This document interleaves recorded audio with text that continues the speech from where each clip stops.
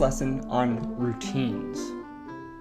Now, building on the information that you learned in the previous lesson, we're going to now turn to another parenting strategy that will serve parents of children with ADHD very well. That is the ability to build routines. As you learned in the last lesson, the basic foundation of parenting, especially parenting children with ADHD, is comprised of consistency, predictability, and immediacy. When used together, these three factors will assist you in developing appropriate rules and structure in your home. Again, this is a critical first step, and your ability to implement this is, for lack of a better word, assumed throughout the remainder of this course. And obviously, that includes this lesson. So let me first begin with an operational definition of routine. A routine is a series of actions or steps that are followed in a similar way and on a regular basis.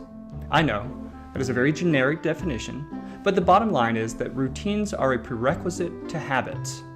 And habits, at least healthy habits, are what we want to build in our children. Although a routine can be built for just about anything, I'm going to focus on helping you develop three specific, more or less daily routines for your child. The first one is the morning routine.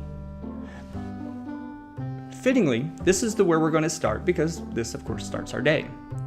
Parents often view the morning with some trepidation. The morning is often filled with forceful demands and hurried instructions. For most parents, especially those of children with ADHD, the goal is simply to get out of the house on time.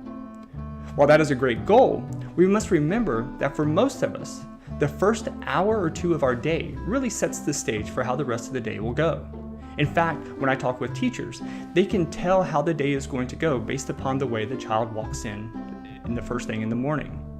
So, just as you feel flustered, frustrated, and overwhelmed in the morning, our kids feel much the same way, and that's going to set the stage for the rest of their day at school. Then, while you go to work with those feelings and they go to school with those feelings, we're expecting them to be able to learn and do well on tests and to follow rules and to do the things that they need to do. So we need to make sure that we start out the morning on a positive foot. By developing a healthy morning routine, you increase the likelihood of a healthy and calm start to the day, which obviously increases the chances that you and your child will have a great day. So how do we begin? First, I like to begin at the end. That is, by identifying what time you have to be pulling out of the driveway. That is your only real anchor for your morning routine, as that is the only time that can't change. Barring some act of God that increases the number of hours in a day, whatever that time is that you have to leave by to get to work on time, to get him to school on time, that's your primary anchor. I will use the common elementary school time of 7:30. By 7:30, you have to be out of the house and headed to school to get him to school and prepared by 8 o'clock in the morning. Now, once we have that anchor, next we need to figure out what you need to do in the morning and what your child needs to do in the morning. In your home, are you the kind of parent who cooks eggs and waffles every morning? I know, but those parents really do exist. Or are you the type of parent who gives them a Pop-Tart in the juice box? Does your child take a shower in the morning? Or does he take one the night before? We really need to look and see what we're expecting our children to do in the morning. What are the time demands that will be placed on your child in the morning? So you need to examine their typical morning tasks and estimate as best you can how much time is needed for each of those tasks. Now, again, we're seeing a common theme from what we talked about in the last lesson, and that is planning is key. You have to be able to analyze and look through some of these things. So it's best to sit down and write them down, talk with your partner, talk with your child, and figure out as best you can to get the best estimate for all of these things. So this is the first problem parents have in the morning. They assign too many things for the little time that they have before leaving for school. So if the list is getting too long as you're working it out, figure out what you can cut. For example, if he takes a 30-minute shower, perhaps consider having him take a shower the night before. The key here is to whittle down the morning tasks to better fit your time frame. Now that you know when you have to leave and what tasks your child must accomplish, the math needed to figure out what you need to do and when you need to start should be pretty straightforward. This is the second problem, though, that parents have in the morning. They either get their children up too early or too late. If you have to leave by 7:30, for example, and his morning tasks take about 45 minutes, he needs to be up by about 6:45, which really means that you need to start and get up by 6:30. Why fight him to get out of bed at 6 o'clock in the morning? I've met with many parents who wake their children up an hour and a half to 2 hours before they have to leave, and then they complain about how hard it is to get him out of bed and how difficult it is to get him going and get the things done. Well, that is way too much time. So instead, when we go through this process of figuring out a morning routine, we're going to take into account the things that he has to do and make sure that we give him just enough time, with maybe a little bit of extra time just for those more challenging mornings, so that he gets enough sleep and then we can get out of the house on time. On the other hand, we have sort of the opposite issue. If you know that it will take 45 minutes to do everything you need to do in the morning, why wake him up at 7 o'clock when you have to leave by 7:30? You're trying to rush and get 45 minutes of tasks done in 30 minutes. Even in the middle of the day, that's a very challenging task, much less first thing in the morning. Okay, now, once you have your wake time, morning tasks, and when you have to leave, now it's time to just organize it and make the routine. So here's an example. Say you have to get your child out of bed at 6:45 in the morning, and he goes to the kitchen for breakfast. By 7 o'clock, he will have finished his breakfast and will go to the bathroom where he will use the potty, brush his teeth, wash his face, comb his hair, those morning types of routines. All of this should be done by about 7:10. All of the morning bathroom stuff should be done by about 7:10, at which time he will return to his bedroom and get dressed. This should take no more than 15 minutes, and that's being pretty generous. This still leaves him 5 minutes to get his backpack loaded and in the car. Now, I know it's very easy to say and to work out a routine in that way, but if you create a realistic routine and implement it consistently, it will become a habit. And once it's a habit, it will require less effort. Initially, though, you'll have a lot of work to do in the background. If he gets up at 6:45, you may need to get up at 6 or 6:15 to prepare yourself, get his breakfast ready, and pack his lunch and do those kinds of things. You may need to ensure certain things are prepared the night before, such as loading his backpack and picking out his clothes. But this is all part of the routine. It would be nice for our kids to do these things themselves, but to expect them to do it before it's a habit may not be realistic and will only lead to your frustration. Nonetheless, having a healthy morning routine that allows everyone to remain calm and relaxed certainly sets the stage for the better day.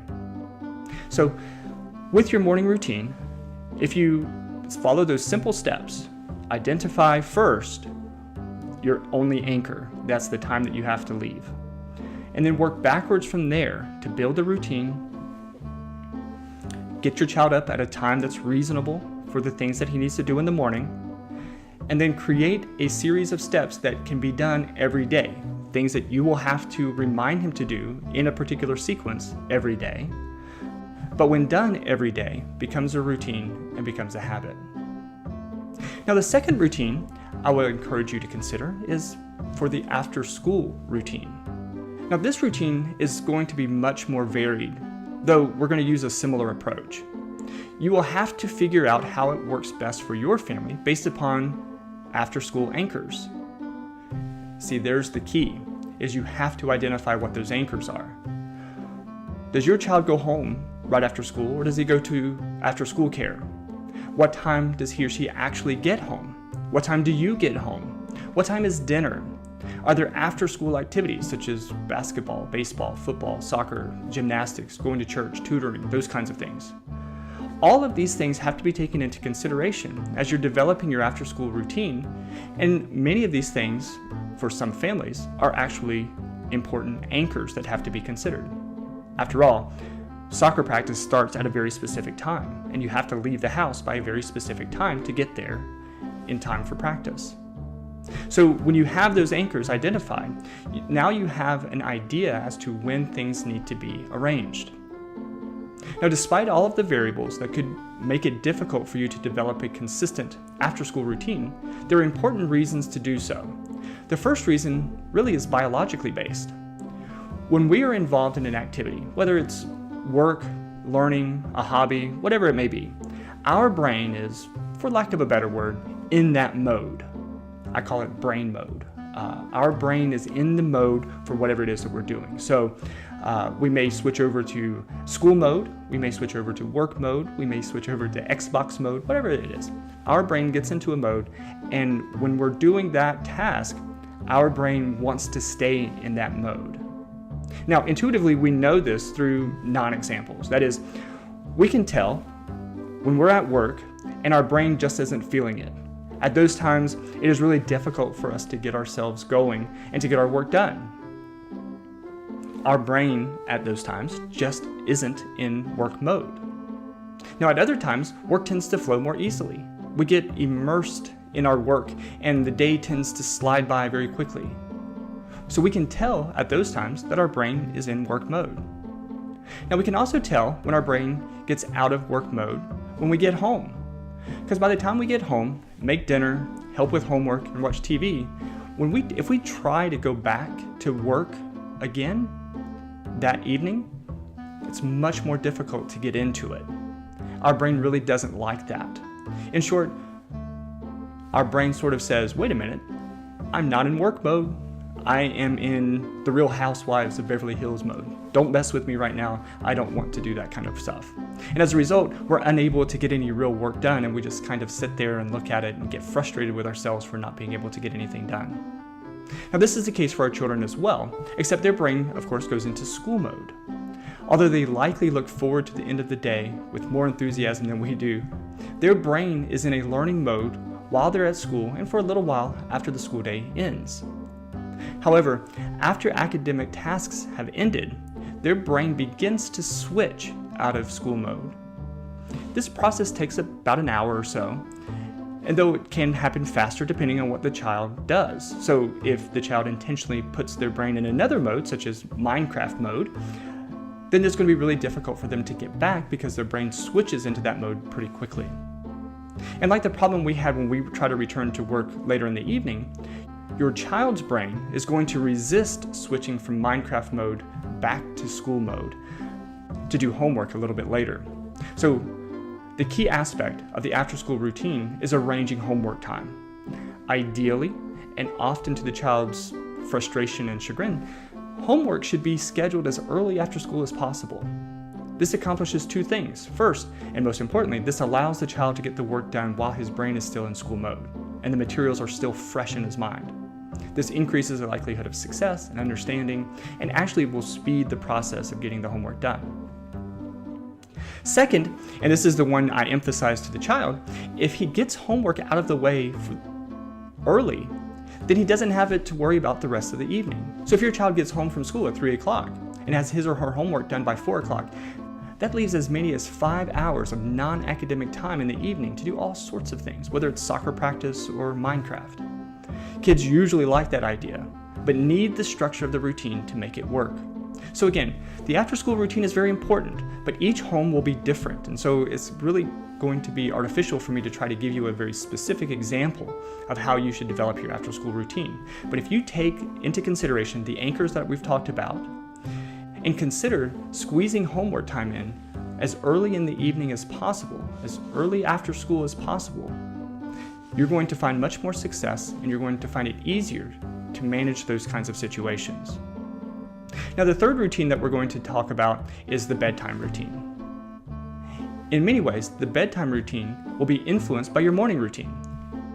Using that example, if your child needs to get up at 6:45 and you want to ensure that he gets at least 8 hours worth of sleep, then he will need to be asleep, not just in bed, but asleep by at least 10:45.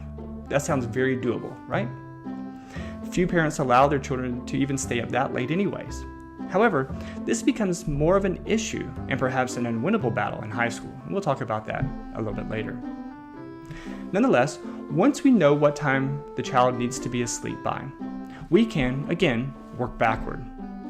Let's say, just for the sake of using easy numbers, your child needs to be asleep by 10:30. Again, I know that is later than you're comfortable with, especially if you have an elementary school age child, but you can adjust as you see fit. If he needs to be asleep by 10:30, then he probably needs to be in bed with the lights out by 10:15. This, of course, assumes that he does not really have any problems getting to sleep outside of normal avoidance tactics like getting up multiple times, trying to engage you in a conversation, needing to use the bathroom, getting a drink, and those kinds of things. Like we did with the morning routine, let's figure out what tasks your child needs to complete before bed. Will he take a shower or bath? Will he need a snack or glass of water or milk? Will he have time to read before lights out? Will he listen to music? Now, as we did earlier, you will need to be as comprehensive as possible to ensure that everything is taken into account. The more comprehensive you are, the more accurate you can be in how you develop the routine. Once you know what time he needs to be in bed with the lights out, in our example 10:15, and all the tasks that will need to be completed, we can then create our routine. It is ideal for the relaxing activities to start about an hour before bedtime, so by 9:15 or so. He should be winding down at that time, avoiding high energy, avoiding highly stimulating activities such as action-adventure programs on TV, video games, and things like that. Building on our example, your routine may look something like this. At 9:15, he gets in the shower and will be getting out by 9:30. At that time, he gets on his PJs and will have a small, non-sugar snack or drink. This should be wrapped up by around 9:40, 9:45 or so, at which time he'll brush his teeth and can be in his room by 9:45, 9:50, something like that. At that time, when he goes to his room, he can lay down, read for about 30 minutes. And then at 10:10, 5 minutes before lights out, you should go in, give the goodnight kiss, review anything that he wants to ask. You can ask him questions. If he has any questions for you, you can talk to him about what's going on the next day, how that particular day went. You just use that time to address any potential issues that he may want to later get up out of bed for. Once this is done, which should be about 10:15, lights are out and he's going to sleep. Again, a key component here is to not try to rush everything at the last minute before bed. This just increases energy levels, which makes it more difficult for him to calm and relax. Keeping it routine and relaxed and ensuring that you cover all the possible distractions that could keep him up before lights out, such as needing a snack and having questions and those kinds of things. When you take into account all these things in the routine, this will increase his success at going to bed on time. Okay, so this lesson reviewed the importance of routines. While we reviewed the 3 important routines, you can create as many routines as you like. The key components, however, include finding those anchors that you need. What are the have-tos? Then being realistic about what your time demands are. Ensure that you are as comprehensive as possible. Make sure that you're as realistic as possible in the amount of time it takes and that you're attributing to each activity. Don't say that you're going to give him 5 minutes to get something done when you know pretty clearly that he takes 15 or 20 minutes to get it done. You're just creating room for frustration, creating room for failure with your routine. If you take those things into account, if you think about those things and follow the simple examples that we talked about here, you'll be successful at building routines in your home. And as I said before, building good routines builds good habits. And good habits are the things that's going to help promote healthy development in your child. All right, so good luck. Please, again, as always, write to us in the chat discussion area and make sure that you share any of your frustrations, things that are working for you, things that are not working for you, ask questions. Again, we hope that this can become a forum for communication between parents so that we can share ideas and thoughts with one another. All right, thanks, and we'll see you in the next lesson.